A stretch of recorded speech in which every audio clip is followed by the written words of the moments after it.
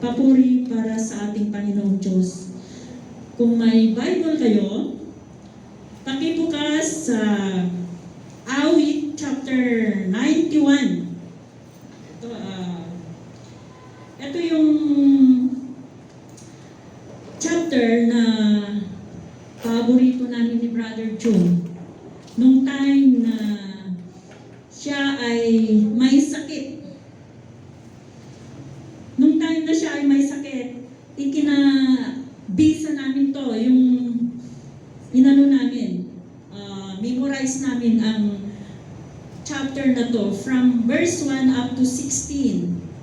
At hanggang ngayon, kabisado pa rin namin ang chapter na to sa biyaya ng Panginoon. Amen? Praise God.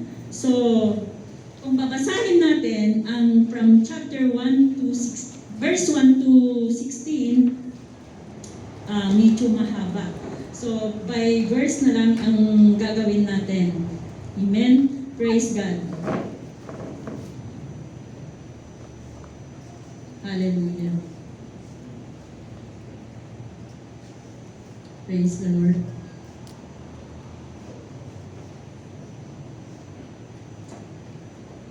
Almighty Father God, we praise you and glorify your name, O God. Sa umagang ito, Diyos, nandito ang iyong anak, O God, na nakatayo sa iyong harapan. Dalangin ko po, Panginoon, na samahan mo ako, Panginoon, sa pagdi-deliver ng iyong salita. Lord, I am not an eloquent speaker, but I do believe, O God, that you will put words into my mouth, O God, for me to deliver the message that you wanted to deliver for your children, O God. We pray that all of them, Lord, all the recipient will be blessed, O God, in the name of Jesus Christ. Dalangin ko po, Panginoon, na patuloy na mag-move ang iyong banal na Espiritu sa kalagitnaan ng bawat isa sa amin, na hindi ako ang makita sa kanilang harapan, kundi ikaw ang nakikita, Panginoon, na siyang nagsasalita dito sa harapan, Panginoon. Pangunahan mo ang bawat isa, Panginoon, at hipuin mo ang bawat isa na nandito, O Diyos. Maraming salamat, O Diyos. Ikaw ang pinupuri at sinasamba namin sa pangalan ng aming Panginoong Hesus. Itong aming dalangin. Amen. Praise God. Hallelujah. Lapakan natin ang Panginoon. Amen. So, ang title ng ating topic sa umagang ito ay pinamagatan, the perfect security of one who trusts in the Lord. The perfect security of the one who trusts in the Lord. Basahin ko sa verse 1, sabi niya dito, verse 1, whosoever dwells in the shelter of the Most High will rest in the shadow of the Almighty. I will see of the Lord, He is my refuge and my fortress, my God in whom I trust. Meron ba? Okay, 3 to 4, basahin na lang natin lahat. Surely He will save you from the fowler's snares and from the deadly pestilence. He will cover you with His feathers, and under His wings you will find refuge. His faithfulness will be your shield and rampart. You will not fear the terror of the night, nor the arrow that flies by day, nor the pestilence that stalks in the darkness, nor the plague that destroys at midday. 1,000 may fall at your side, 10,000 at your right hand, but it will not come near you. You will only observe, or you will only look with your eyes and see the recompense of the wicked. If you say, the Lord is my refuge, and you make the Most High your dwelling, no harm will overtake you, no disaster will come near your tent. For he will order his angels to protect you wherever you go. They will hold you up with their hands so you won't even hurt your foot on a stone. You will tread upon the lion and the cobra. You will trample the great lion and the serpent. Because he loves me, says the Lord, I will rescue him. I will protect him, for he acknowledged my name. 15 and 16, sabi niya, he shall call upon me, and I will answer him. I will be with him in trouble. I will deliver him and honor him. With long life will I satisfy him and shew him my salvation. Praise the Lord. Hallelujah.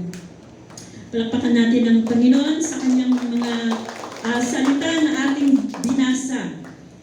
Itong salmo ni David na ito ay patungkol sa pananampalataya.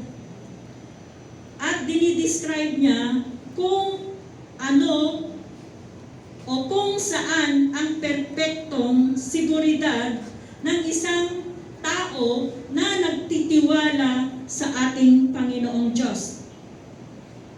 Number 1 is the foundation of faith. Yung pundasyon ng kanyang pananampalataya. Believing in the person of God sa verse 1 and 2 and 2. Sabi ganon na yung paniniwala mo sa persona ng Panginoong Diyos. Because we believe that God is also a person. Verse 1 and 2. It says that the Most High, sabi niya, na siyang naninirahan sa tirahan ng kataas-taasan. The Most High. David mentioned 4 of names of the Lord God. Gaya ko, ako ay Miss Rani Burgos. Ako pa rin yun. Kahit tawagin akong Rani Panganggaan, pwede pa rin yun. Ako pa rin yun. Kahit tawagin nila akong Ami Burgos, ako pa rin yun. O kahit tawagin akong Mrs. Rani Panganggaan or Mrs. Rani Burgos Panganggaan, ako pa rin yun. Ako pa rin at nag-isa. Ang salmista dito, tinawag niya ang pangalan ng Panginoon, the Most High, pinaka mataas or kataas-taasan. Sa Greek o Hebreo, Elyon ang tawag nun. Ang Elyon, ibig sabihin the Most High or kataas-taasan. Pangalawa, verse 1, sinabi doon na the Almighty. He who dwells in the shelter of the Most High will rest in the shadow of the Almighty. Ang Almighty, Shaddai. Kaya yung may kanta na, El Shaddai, El Shaddai, El Elyon na Adonai. Yan, El Elyon, El Shaddai, the Almighty God. And verse 2, na-mention doon, I will see of the Lord. I will see of the Lord. Ang ibig niyang sabihin yung Yahweh, the Lord. No? The Lord. Sabi niya gano'n, sasabihin ko sa Panginoon, aking muo at aking kanlungan, aking Diyos. My God, in whom I trust. Elohim. Elohim yan, hindi Eldihim. Elohim, ang ibig sabihin, Elohim, my God. Verse 2. Okay. So, si David, minention niya or tinawag niya ang Panginoon ng 4 na kanyang pangalan. Pero iisa siya, isang Panginoon. Tinawag niya the Most High, the Almighty, the Lord, and my God. So, na-mention ito sa verse 1 and verse 2. Amen? So, yung He who dwells, He refers to the pilgrim. Ang ibig sabihin ng pilgrim, ito yung mga naglalakbay or manlalakbay yung mga manlalakbay or naglalakbay? The pilgrim. Tayo. Yung sinabi niya na he refers to pilgrim or refers to you, to me, and to all those who are traveling, to those who are in journey. Do you believe that we are not, that this home is not our home? Naniniwala ba kayo na ang mundong ito ay hindi tayo taga rito? Sino ang naniniwala na tayo ay hindi taga rito? Do you believe that we are not in, this home is not our home? Wala? Hindi kayo naniniwala na ito ay hindi natin, hindi tayo taga rito? Hindi tayo taga rito. Kasi sabi niya, he who dwells in the shelter of the Most High will rest in the shadow of the Almighty. Yung sinabi doon na he is tayo. Tayo, naglalakbay tayo. This world is not our home.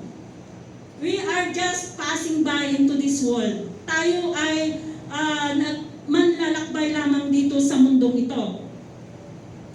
So, ang dwell na sinabi niya doon, that he dwelleth, sabi niya, he dwelleth. Ang dwells na sinabi dyan, sila yung nananatili lang dito sa mundo. Pero they are the one who are traveling in. No? Sila yung manlalakbay at tayo yun. Naniniwala ako na tayo ay manlalakbay lamang sa mundong ito. To dwell is to possess. To dwell is to possess the land and to live in there. No?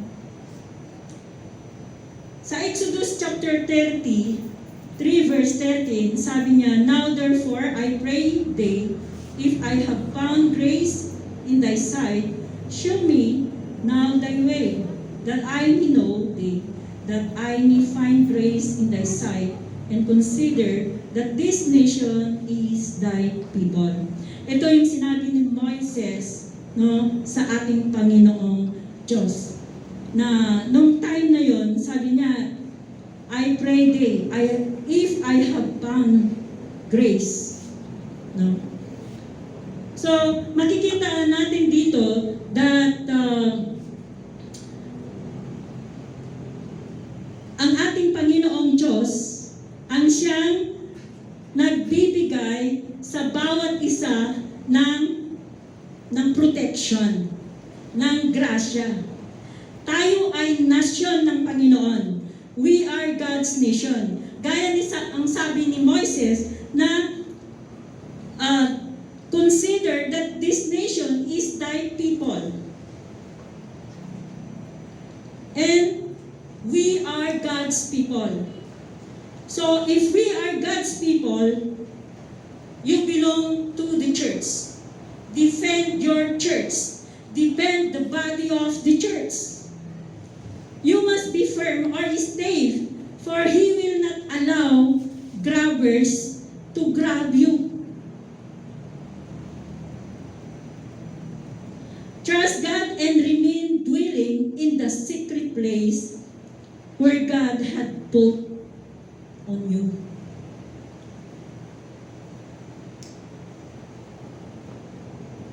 Ano pa? Ang sabi niya na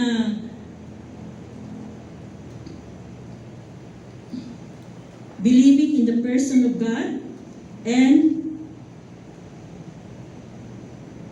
believing in the promises of God. Verse 2, I will say of the Lord, He is my refuge and my fortress, my God in whom I trust. Sa King James Version, sabi niya, I will say of the Lord, He is my refuge and my fortress, my God in Him I trust. So, si David, idineklara niya or he declare that God is his refuge and his fortress. Refuge means kanlungan. Siya yung kanlungan niya. Ang kataas-taasan. Ang kanyang Diyos. Ang kanyang Panginoon.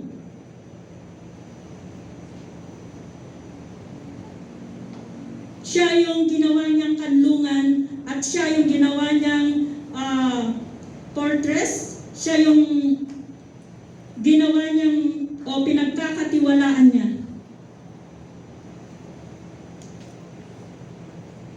Amen? Praise God. So, ganun din sa atin.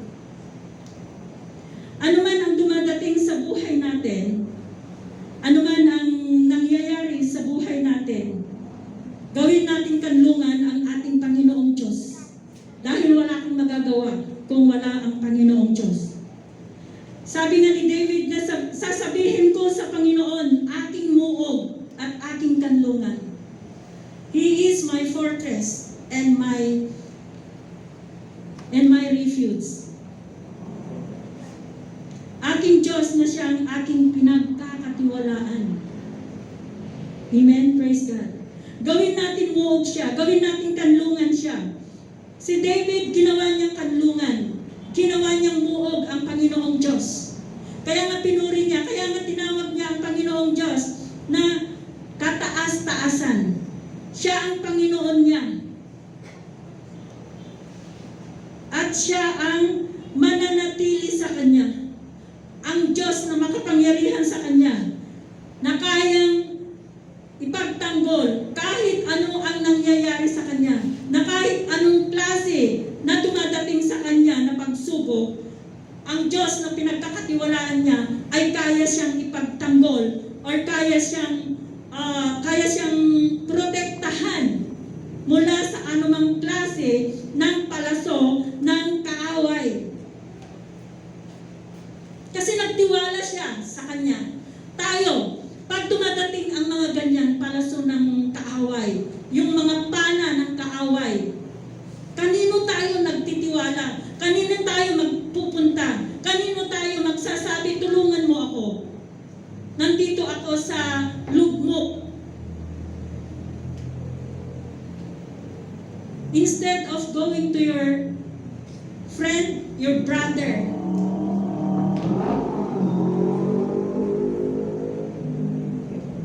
pumunta ka muna, hanapin mo muna ang iyong tunay na kanlungan, ang tunay na muog na siyang pwedeng makatulong sa iyo. Amen? Praise God. Hallelujah. Kaya sabi niya, I will see of the Lord, He is my refuge and my fortress. Sasabihin ko sa Panginoon, aking muog at aking kanlungan, aking Diyos na siya kong pinagkakatiwalaan. Verse 3, sabi niya, sapagkat ililigtas ka niya sa bitag ng maninilo at sa nakakamatay na salot. Sa English sabi niya, surely He will save you from the fowler's snares and from the deadly pestilence. Ano ba itong fowler's snares? Ano ba itong deadly pestilence? Sa ngayon, nangyayari sa atin ngayon. Natatakot tayong lumabas. Natatakot tayo na baka may mangyari sa atin. Natatakot tayo na baka paglabas ko ay mahawaan ako ng sakit. Natatakot tayo na yung mahal natin sa buhay ay magkakaroon ng problema sa kanyang physical na pangangatawan.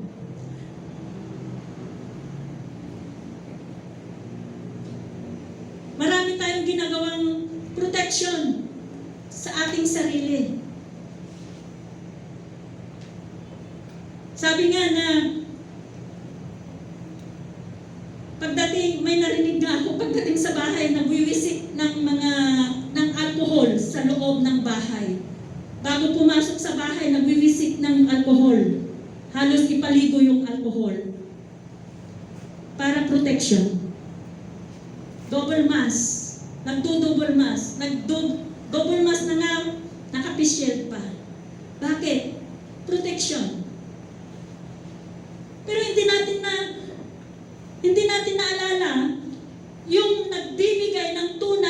proteksyon sa atin. Sabi ko nga sa kanila na matagal na kaming walang alcohol sa bahay. Ilang buwan na. Ang last na alcohol sa bahay kako, yung inilagay ko sa plastic o container na ibinigay nung Father's Day sa Indang. Yun na lang yung last na alcohol. At hanggang ngayon wala kaming alcohol, so ilang buwan na hindi kami gumagamit ng alcohol sa bahay. Pero purihin ng Panginoon dahil walang nagkakasakit.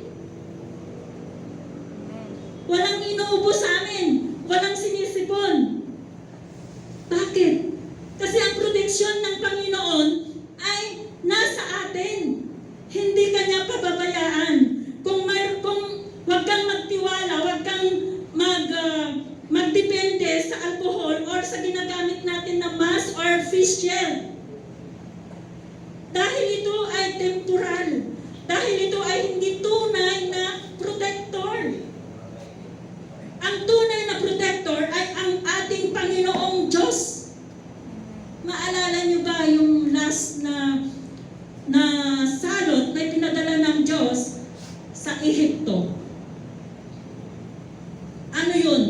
Yung pagkamatay ng mga first or eldest na anak ng mga Egyptians. Hindi lang ang mga Egyptians, kundi pati yung mga Israelites. Kaya sabi ng Panginoon sa kanila, Moses, tell your people that they will kill a lamb, unblemished lamb. And yung dugo ng lamb na yon, kordero o kambing, ay ipapahid nila sa mga doorway or sa mga bintana nila. Dahil pag walang nakapahid na dugo sa kanilang bintana o sa kanilang doorway, yung mga anak nila na panganay ay mamamatay. Egyptian man or Israelites. Kaya sinabihan na ng Panginoon si Moses, sabihin mo sa mga tao ko na maglagay sila ng dugo, ng tupa o karnero sa kanilang doorway. At kung makikita ng isang the spirit of death will say that there is no blood in their window pane or in their doorway, their eldest child will die. Mamamatay yung kanilang panganay na anak. Kaya sinabi ni Moses sa mga Israelites, sinunod ng mga Israelites yun.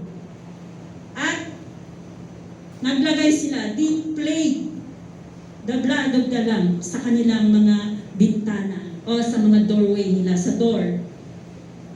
At nung ang anghel ng patay ay dumaan sa kanilang mga bahay-bahay, wala ni isa na anak ng Israelites ang namatay. Kundi ang mga namatay ay yung mga anak ng Egyptians, yung mga panganay. Hindi lang yung mga anak, pati mga hayop nila. Basta panganay ay namatay. Ano ang gusto kong ipakita dito? Ang gusto kong ipakita dito ay yung pagtitiwala natin sa Panginoon. Yung perfect security na ibinibigay ng Diyos sa mga nagtitiwala sa Kanya. It is the perfect security to those who trust Him. Ganun ngayon, mga kapatid. Hindi ko naman tinatawanan, hindi naman ako against sa mga ginagawa natin dahil ako ay gumagamit din ng face shield or face mask. Dahil yan ang protocol galing sa gobyerno natin. Pero kung susundin natin yung sinabi ng Panginoon, no? Kung mananampalataya tayo sa Kanya, walang po na sakit sa atin. Ang pinanghahawakan ko yung sinabi niya na sabihin mo sa mga tao na maglagay sila ng dugo sa kanilang mga bintana o mga pintuan. At kung nakita ko yung dugo sa kanilang pintuan, lalagpasan ng anghel ng patay. Ganun mga kapatid. Magtiwala tayo sa Kanya. Dahil ang perpekto na seguridad ay nasa kamay ng ating Panginoong Diyos. Kaya sabi niya na siyang naninirahan sa tirahan ng kataas-taasan ay mananatili sa lilim ng makapangyarihan. Nandyan ka sa lilim ng makapangyarihan na Diyos. Paano ka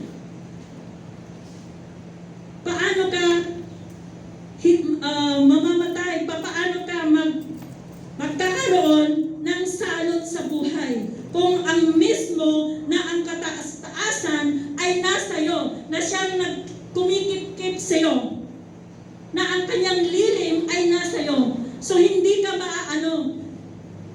magtiwala ka lang na yung seguridad na pinagkakalob ng Panginoon ay protektado ka.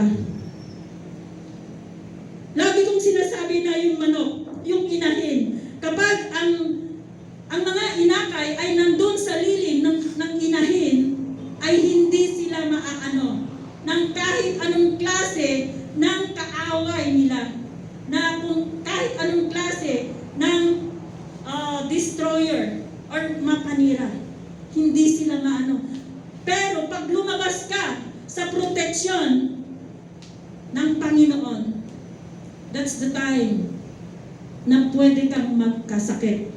That's the time na yung protection niya ay mawawala sa iyo. Kasi lumabas ka na sa protection niya eh. Iniwanan mo ang protection niya.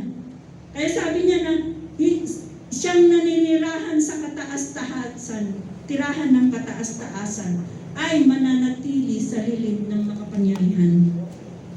Mananatili ka sa protection ng ating Panginoong Diyos. Ano yung mga kalaban ng pananampalataya? Sa verse 3, sabi niya, sapagkat ililigtas ka niya sa bitag ng maninilo. Sino itong maninilo? Isa lang naman ang kaaway ng mga Kristiyano eh. Sino? Ang kaaway natin ay ang dyablo lang. Wala nang iba. Sabi niya, sapagkat ililigtas ka niya sa bitag ng maninilo at sa nakakamatay na salot. Nasa pandemya tayo. Nasa kalagitnaan ng pandemya.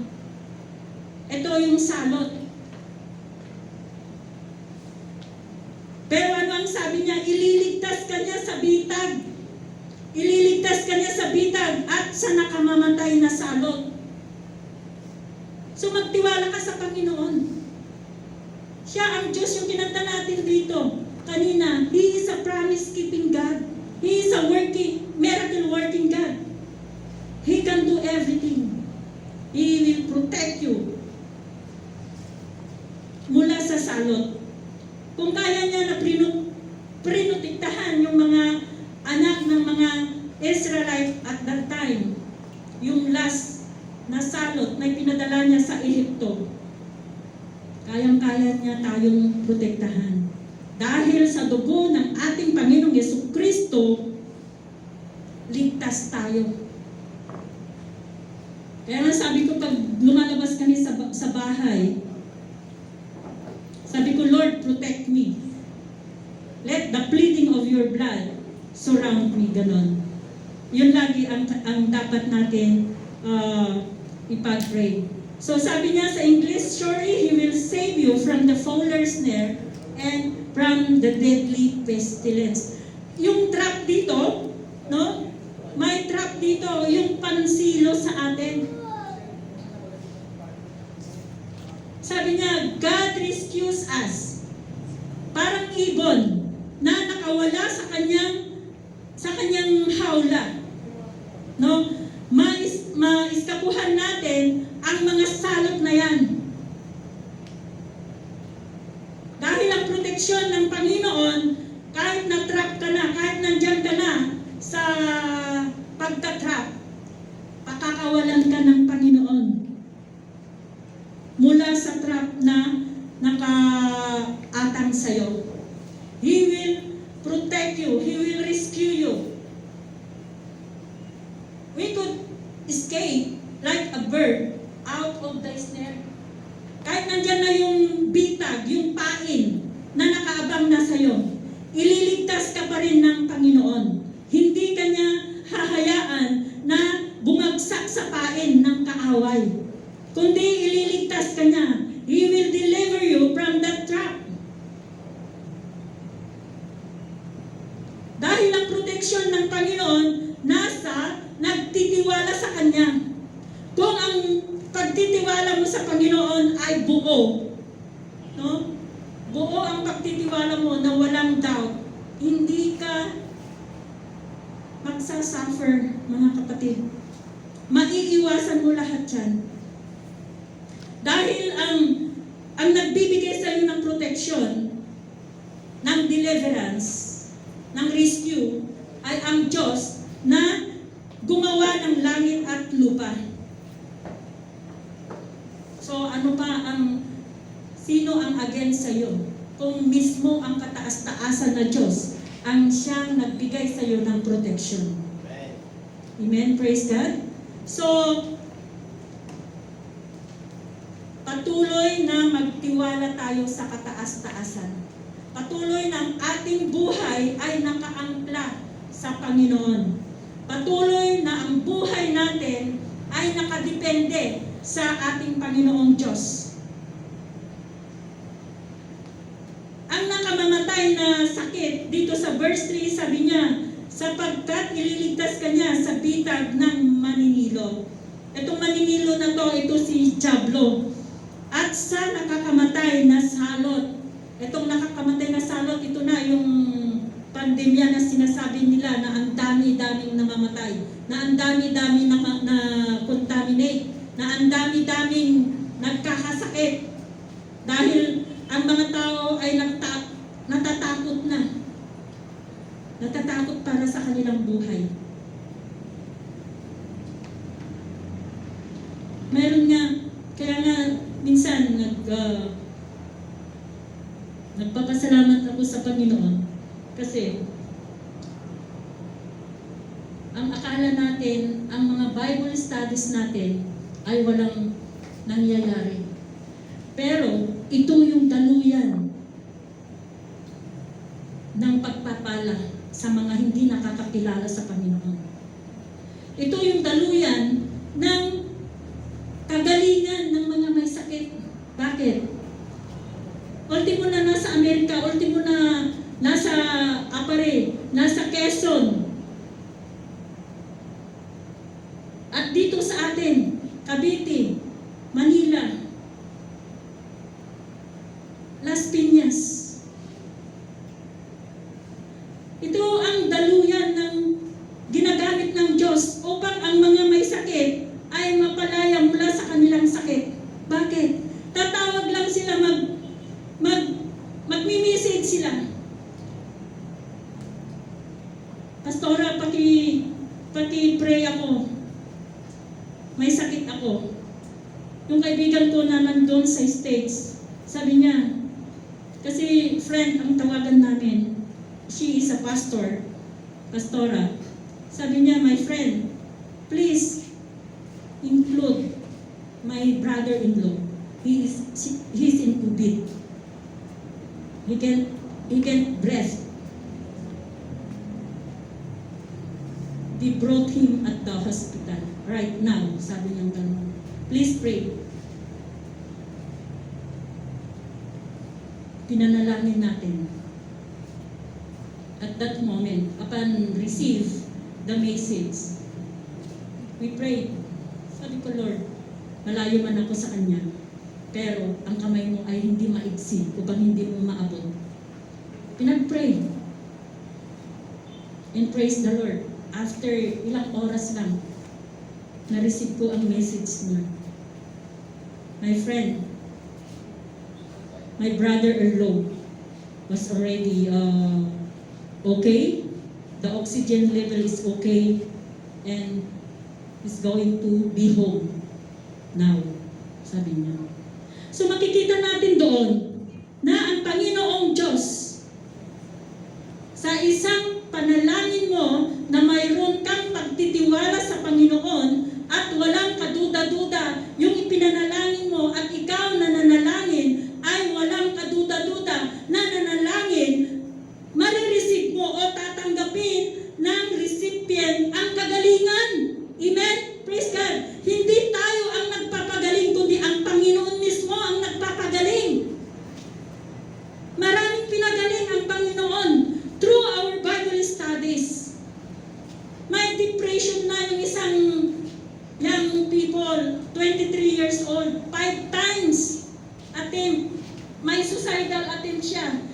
5 beses na siyang nag-try na magpakamatay. Nasisiraan na siya ng kaisipan. Ang rason bakit? Ano ang rason? Sawi sa pag-ibig. No? 23 years old. Graduate, professional.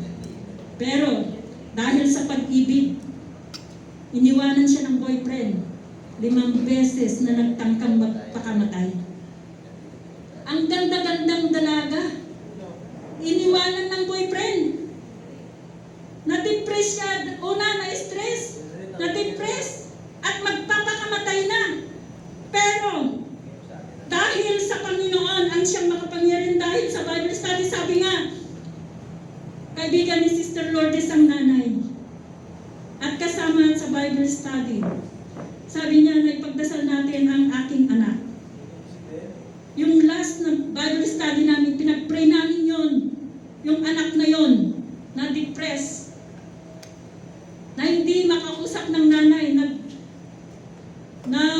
naninira sa kanilang loob ng tahanan, nagbabasag ng mga gamit. At hindi kaya ng 3 mga lalaki na kapatid. Dahil na-depress siya, magpapakamatay na siya. Pero dahil sa panalangin sa Panginoon, it's a miracle working God. Pinagaling siya ng Panginoon, nagkaroon ng milagro. At nung last na nag-Bible study kami nito lang, nung Thursday, nakasama na namin sa Bible study yung dalaga, ang ganda-gandang dalaga. So, we believe that there is nothing impossible to God, that miracle will be working unto your life if you do believe and trust God. Samahan mo lang sa pananampalataya, kapatid. Nasa security ka, nasa lilim ka ng Panginoon. Kung ikaw mismo ay hayaan mo na ang Panginoon ang lililim sa'yo. Hindi ka maaano, magkakaroon ka ng milagro sa buhay mo, kagaya ng batang yon. Magpapakamatay na. Pero dahil sa milagro na ginawa ng Panginoon sa buhay niya, no? Marami. Yung kaibigan ko dyan sa isang pastora na taga Quezon, laging nagpapadala si Gavin ng pera doon dahil may anak siya na maliit at pinabayaan ng asawa. Seaman ang asawa niya. Pero pinababayaan ng asawa. So laging nagpapadala si Gavin ng panggatas ng anak niya. At nung isang araw, sabi niya, Pastora, may sakit ako. Kailangan ko ng pambili ng gamot. Wala akong kapera-pera.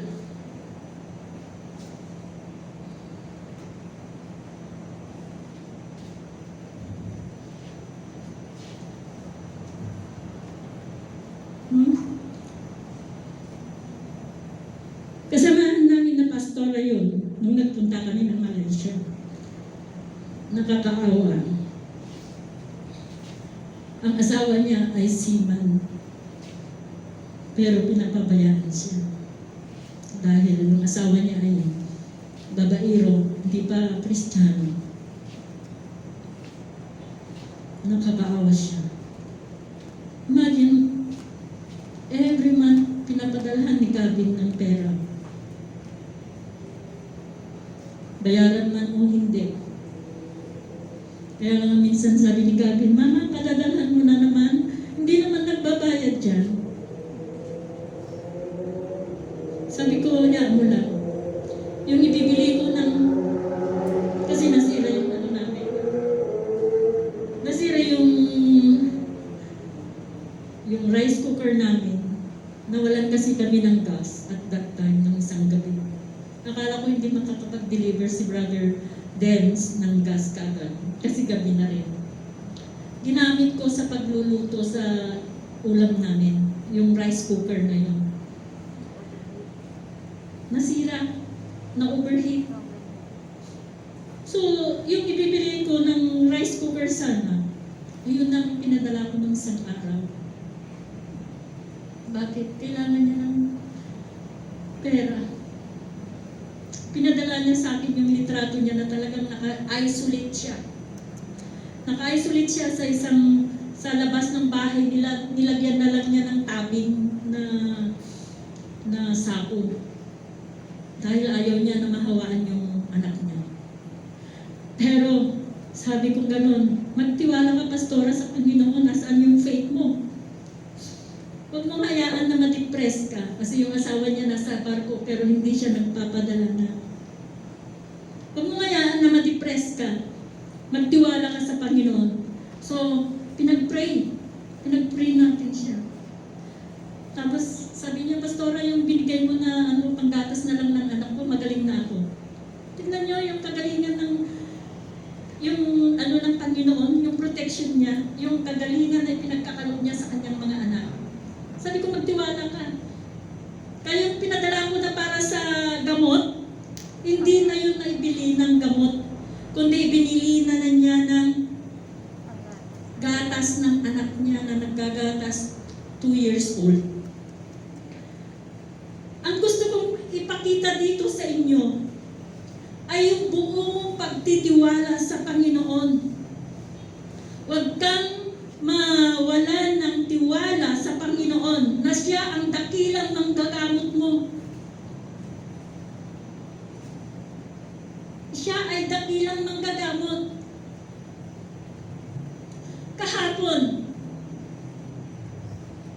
yung mga nag-testimony dito kahapon, pinatunayan nila na ang Diyos ang dakilang manggagamot.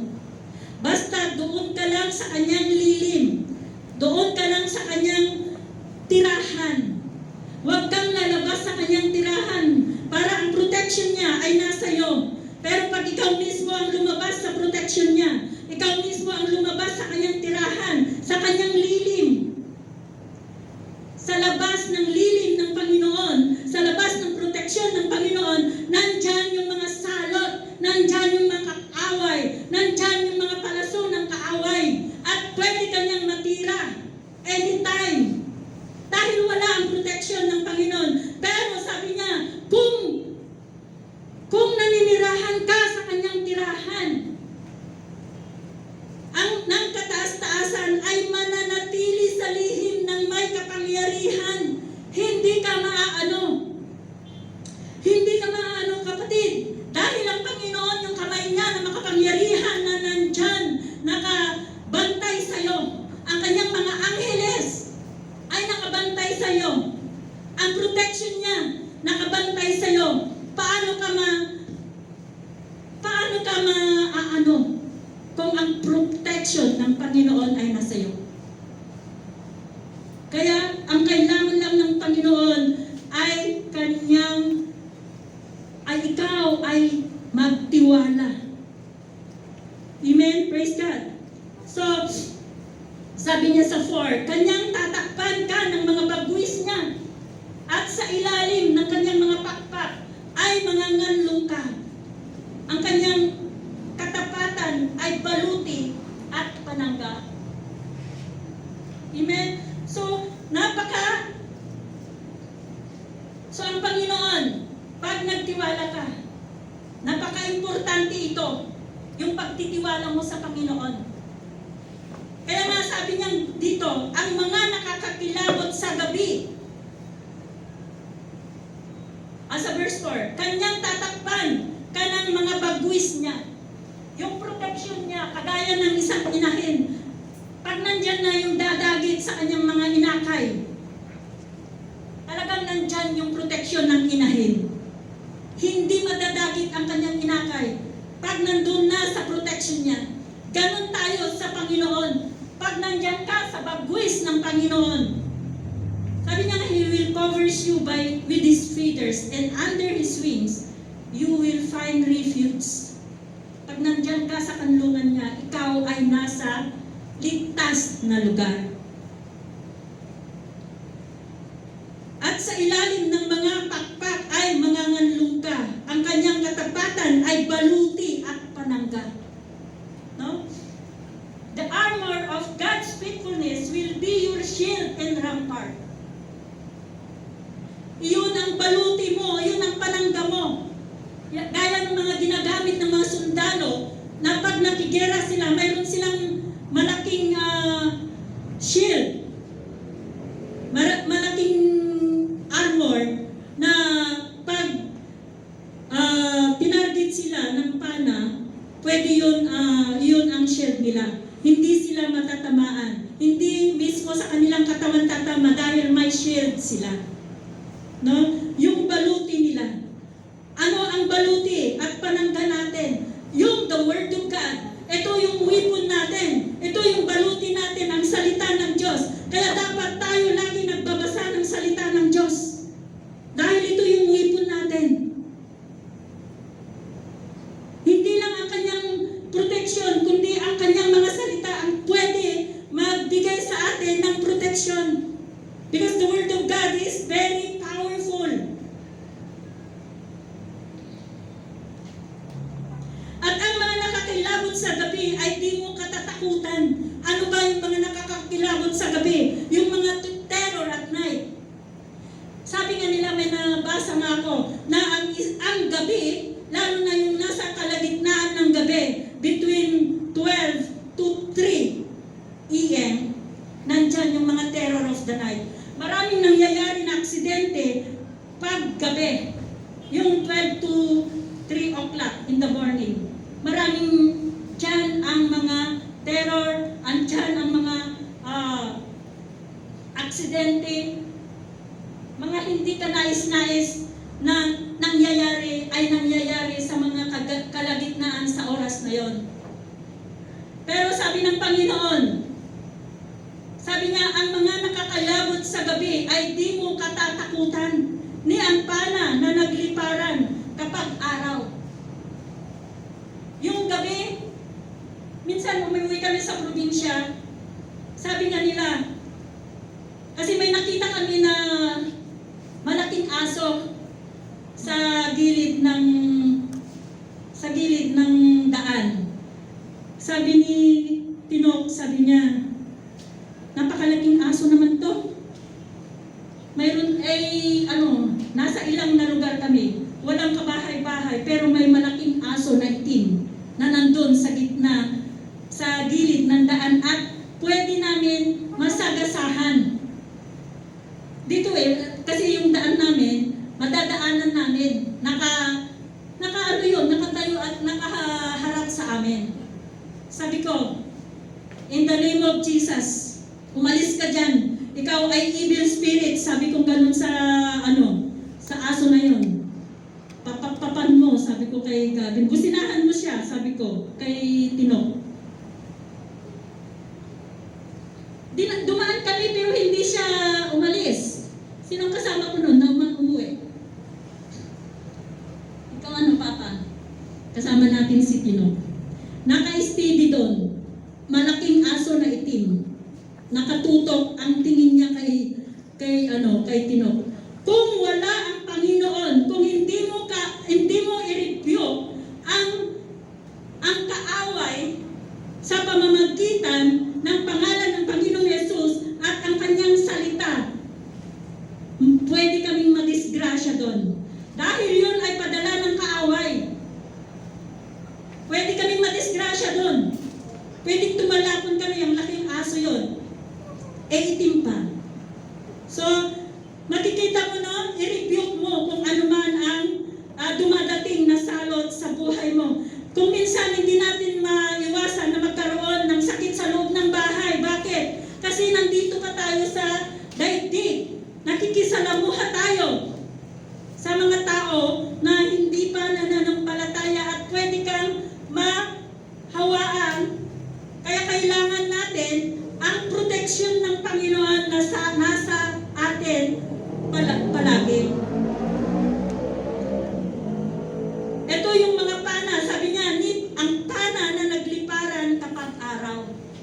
No?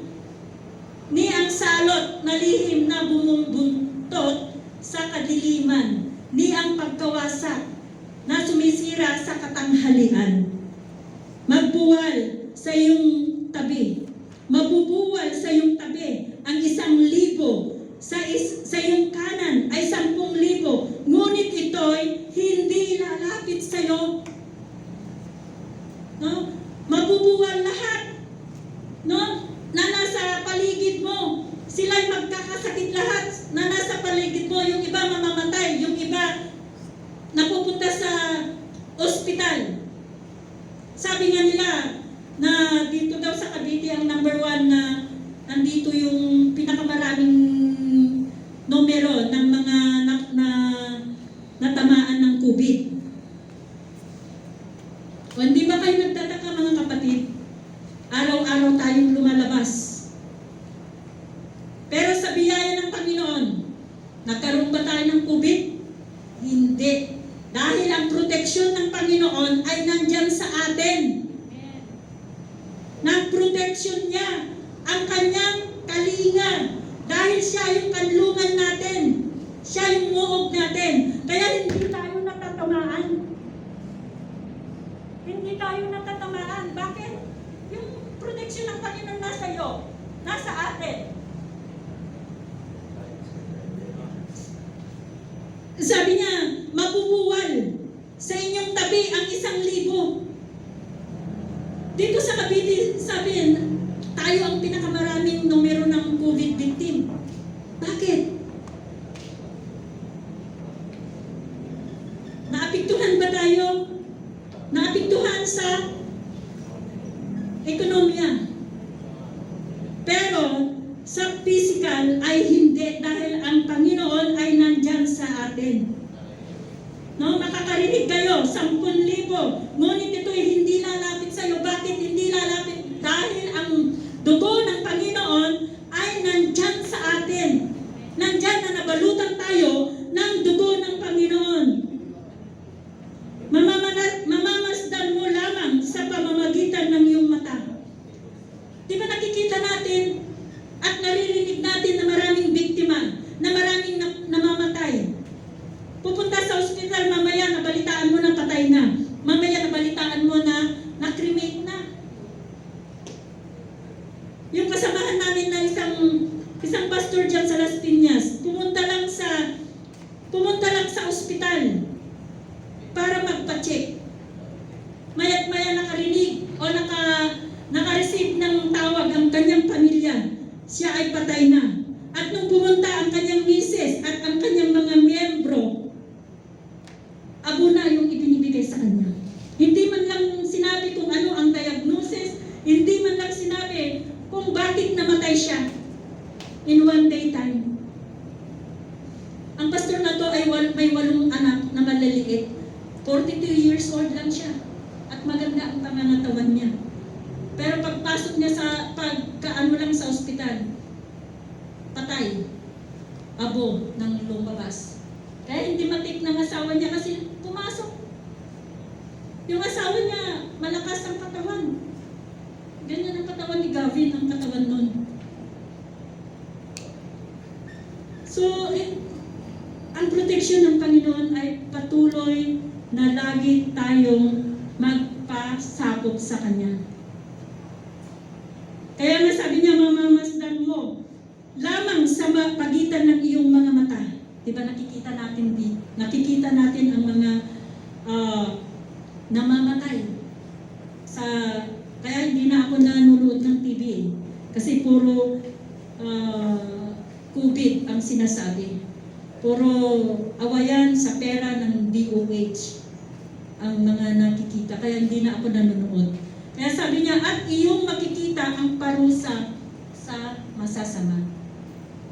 Sapagkat ikaw, O Panginoon, ay aking kanlungan, ang kataas-taasan bilang iyong tahanan. Ito na yung protection ng Panginoon. Kung magpapasakop ka, kung mananatili ka sa kanyang lilim, siya ay protection mo. Siya ay protection mo. At walang kasamaang darating sa iyo. Walang parusang lalapit sa tulda mo. Iyon yung promise ng Panginoon na walang lalapit sa iyo na kasamaan. Walang lalapit sa iyo na salot. Dahil ang protection ng Panginoon ay nasa iyo. Verse 11 sabi niya, sapagkat siya'y magbibilin sa kanyang anghel tungkol sa iyo upang sa lahat ng iyong mga lakad ay iingatan ka. Nandiyan, nung maliit ako, hindi ako naniniwala sa anghel. Pero nung nagbabasa na ako sa salita ng Panginoon, nababasa na yung mga anghel. May mga anghel. Ito ay created beings din, na kagaya natin. May anghel na, may mga kanya-kanyang trabaho sila. May warrior, may guard, may messenger. Ayun ang mga trabaho ng mga anghel. Diba nung pinaalis sina Adan at Eva, naglagay ng ang Panginoon ng anghel sa Eden. Ang messenger na trabaho ng anghel nung i-conceive ang Panginoong Jesus, siya yung naging messenger, nagbigay ng balita kay Mary. Ang warrior naman, ito yung makikipagdigma. Ito yung magbabantay sa iyo. Saan mang oras nandyan. Anong nandun nga ako sa JA1, sabing ganun you can command the angel to interrupt your enemies. Sabihin mo lang, anghel ng Diyos, bantayan mo ako. Ayan ang ano nila noon nasa Jesus the Anointed One ako. Sabi na you can command the angel. Sabi nga sa salita ng Diyos, sabi niya, sa kanilang mga kamay ay dadalhin ka. Sa 11, sapagkat siya ay magbibilin sa kanyang mga anghel tungkol sa iyo, upang sa lahat ng iyong mga lakad ay ingatan ka. Sa kanilang mga kamay ay dadalhin ka nila, baka sa isang batoy matisod ang iyong paa. Hindi ka nila hahayaan na matisod. Hindi ka babagsak. Kaya ginamit nga ni Satanas yung gusto niyang itempt ang Panginoon. Tumalon ka sa building na to. Tiyak na ipapadala yung mga angheles para saluhin ka. Sabi niya sa Panginoong Jesus. Pero anong sabi ng Panginoon? Get out away from me, Satan. Kaya yung angheles na God can command the angels to guard you. No? To guard you so that in all your ways, sa lahat ng iyong dinadaanan, ay hindi ka matitisod sa bato. Hindi ka maaano. Dahil nandyan sila na they will lift you up with their feathers. No? With their hands, sabi niya. Iyong tatapakan ang leon at ang ulupong, tatapakan mo ang iyong paa. Ang ahas ay at batang leon. So, kahit maapakan mo yung mga leon, ahas, sabi niya ganon, ay hindi ka maaano. Dahil ang protection at patnubay ng Panginoon ay nasa iyo. Sa 15 sabi niya, siya ay tatawag sa akin at sasagutin ko siya. Ako'y magiging kasama niya sa kabalisahan. Sasagipin ko siya at pararangalan ko siya. Ang isang kanina na tayo ay pilgrim. Tayo ay manlalakbay lang dito sa lupa. Ang isang manlalakbay ay laging tumatawag sa Diyos. Laging tumatawag sa Diyos. Sabi niya, He will call upon me and I will answer Him. Tayong mga mananampalataya,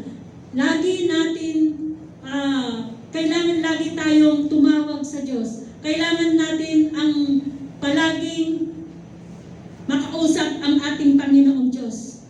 No? Yun ang kailangan natin. Kailangan natin makipag-communicate sa Panginoon. You must be prayerful.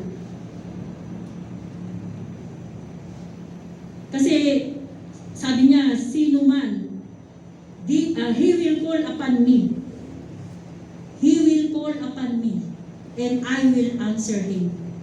Paano kanya sasagutin kung hindi ka naman tumatawag sa Kanya? Paano kanya sasagutin sa prayer mo kung hindi mo naman kakausapin siya? Paano niya sasagutin? Ibibigay niya ang pangangailangan mo kung hindi mo naman sasabihin ang pangangailangan mo. Huwag mong sabihin, ay makapangyarihan naman ng Diyos. Alam niya ang aking kailangan. Hindi. Kailangan sabihin mo, kailangan kausapin mo.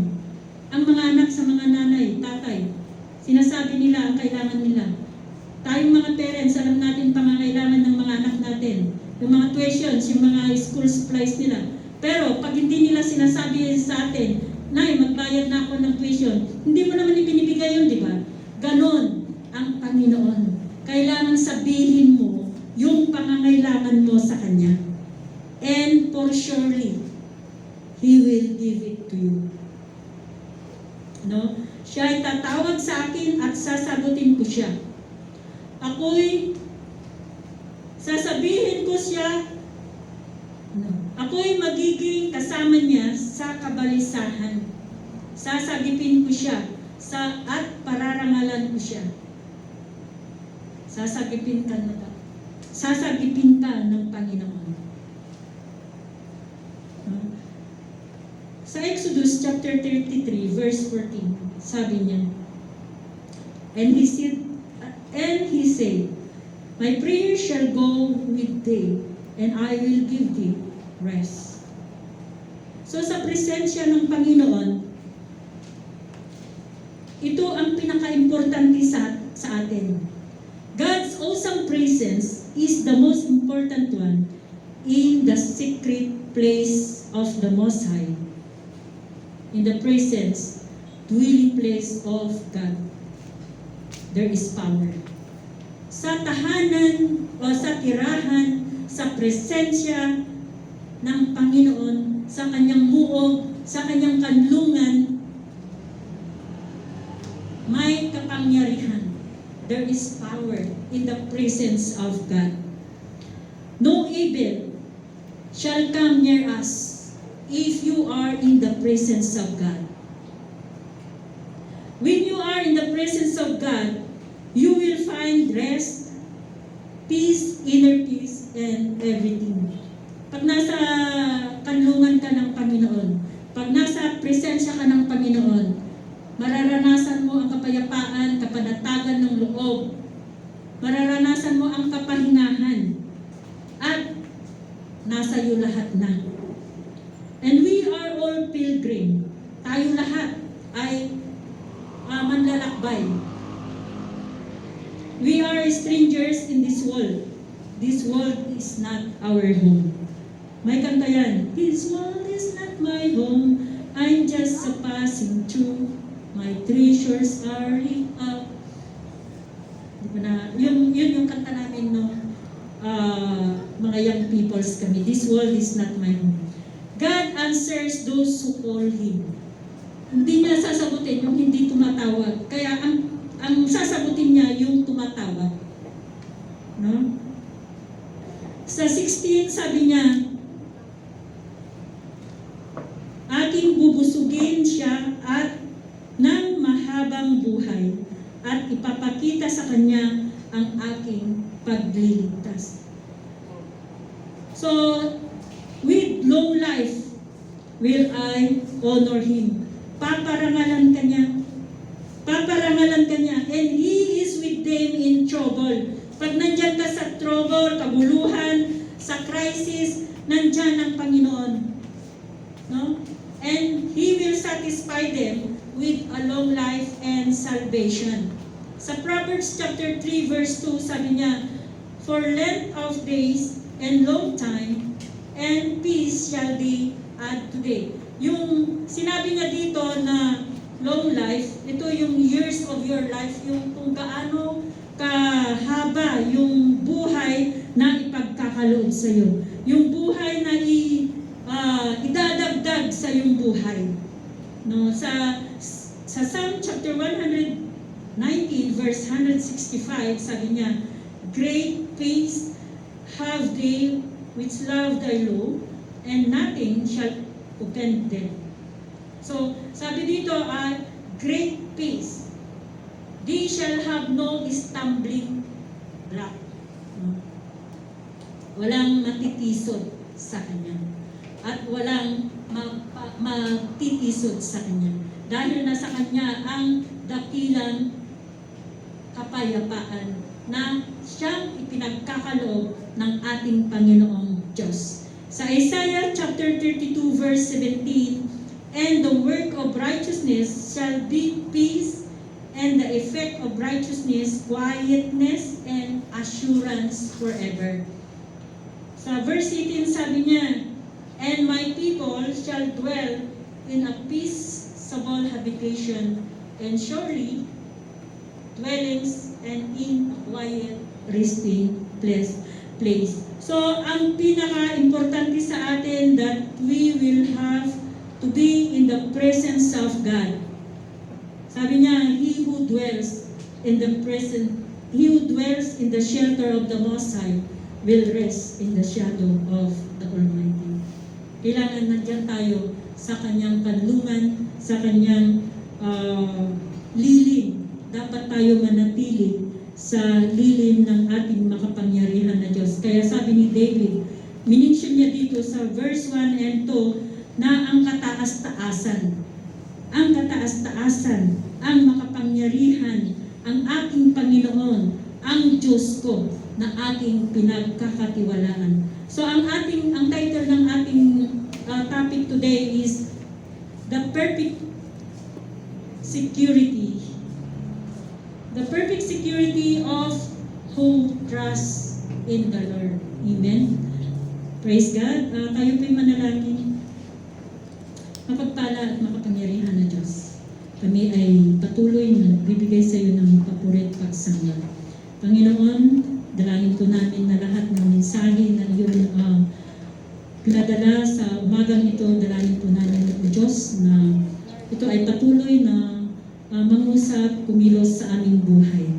Panginoon, ikaw lamang ang Diyos na pinupuri namin, sinasambat, dinadakila. Dalangin po namin na proteksyonan mo ang bawat isa, ang mga kapatid namin, o Diyos, na may pinagdadaanan o nagsasuffer ng hindi ka maganda na physical, o Diyos, nagsasuffer ng sickness or illness. So God, we pray in the name of Jesus Christ, O Lord, that you will touch them, O God, and that you will heal them, O God, because you are the God who promised that you will heal us, O God.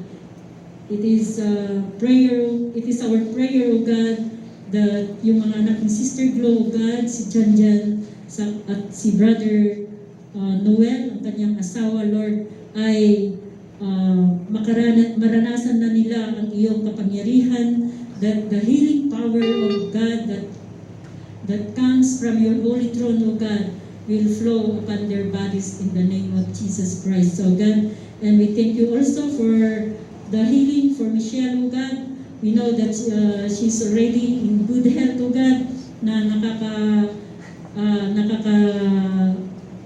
lasa na siya, O Diyos. Mayroon na siyang panlasa, nakakakain na siya, Panginoon.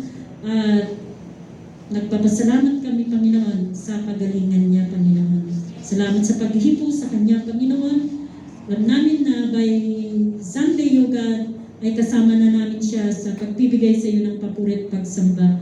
Panginoon, salamat o Diyos sa kasagutan ng aming panalangin na patuloy na pinaparanas mo sa bawat isa. Panginoon, patuloy na balutan mo ang bawat isa ng iyong kapangyarihan. Patuloy na ikaw ang kumilos sa buhay ng bawat mananampalataya sa iyo. Ang mga kapatid na nandirito, O Diyos, we pray, O God, that you will continue to protect them and cover them, O God, by your precious and mighty blood, O God. And let that protection be upon us, O God. Salamat, O Diyos, ikaw lamang ang pinupuri namin, sinasambat, pinadakila, sa pangalan ng aming Panginoong Yesus, itong aming samit na namin. Amen. Praise God. Hallelujah.